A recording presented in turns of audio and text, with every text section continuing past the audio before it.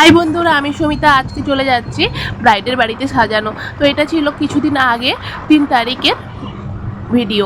তো তোমাদের সঙ্গে শেয়ার করা হয়ে ওঠেনি, তার জন্য অনেক দুঃখিত। তো ব্রাইডের বাড়িতে গিয়ে যখন দেখি ব্রাইডের গায়ে হলুদ হয়নি, তাই আমি ব্রাইডের কাকিমার বাড়িতে গিয়ে ওয়েট করছি, যেহেতু এখানে সাজানো হবে।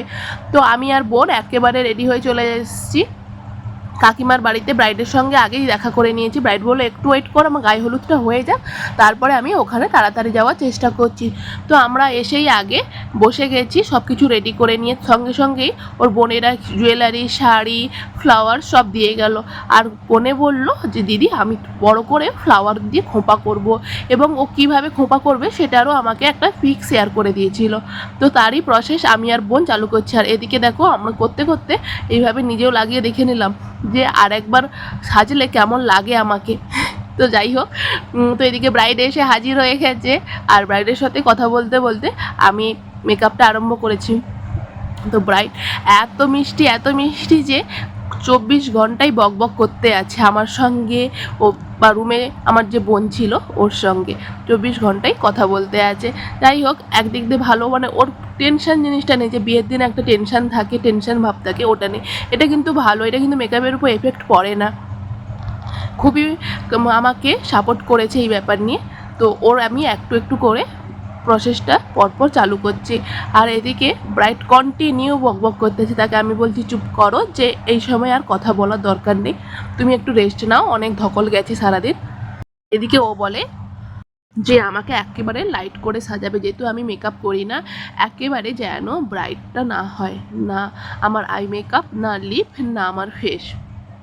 তো আমি চেষ্টা করছি ওর মনের মতো করার জন্য, এবং ও কোনো এটা সেটা কালার লাগাবে না, বা কোনো কন্ট্রোলিং করবে না, হাইলাইটার লাগাবে না। তা বললে কি হয়, আমাকে যতটুকু দেওয়ার ততটুকু দিতেই হবে। তো আমি ওই প্রসেসভাবেই ওর কথা মতো চেষ্টা করছি যাতে ওর পছন্দও হয়। তো করতে করতে ও কাজলও লাগাবে না, ও আরও হ্যাঁ কাজলও লাগাবে না।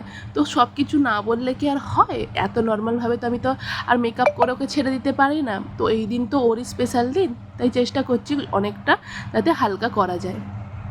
তো যাই হোক, এই করতে করতে ফেসের মেকআপটা আমি অনেকটা কমপ্লিট করে নিয়েছি। আর এদিকে ও বলছে আমি আইল্যাশও পরবো না দিদি, কেমন লাগে, কোনো দিন আমি মেকআপ করিনি, কোনো দিন কিছু মাখিনি, কিন্তু চেষ্টা করছি যাতে ওকে একটু বেটার লাগে সবার সাথে। দই করতে করতে ক্যামেরাম্যানরা এসে হাজির ওর পিক নেওয়ার জন্যে, তাই ওকে একেবারে তাড়াতাড়ি রেডি করে দিয়ে ছেড়ে দিয়েছি। তো তোমরাই বলো কেমন হয়েছে ওর মেকআপটা।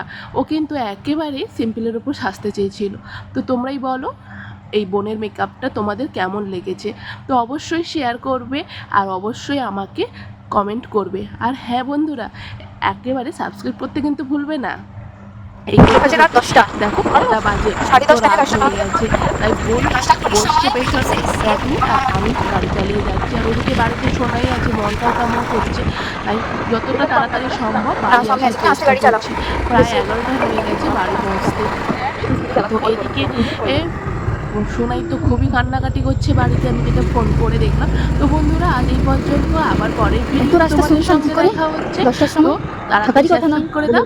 ওকে, টাটা, বাই বাই, আবার পরের ভিডিওতে দেখা হচ্ছে।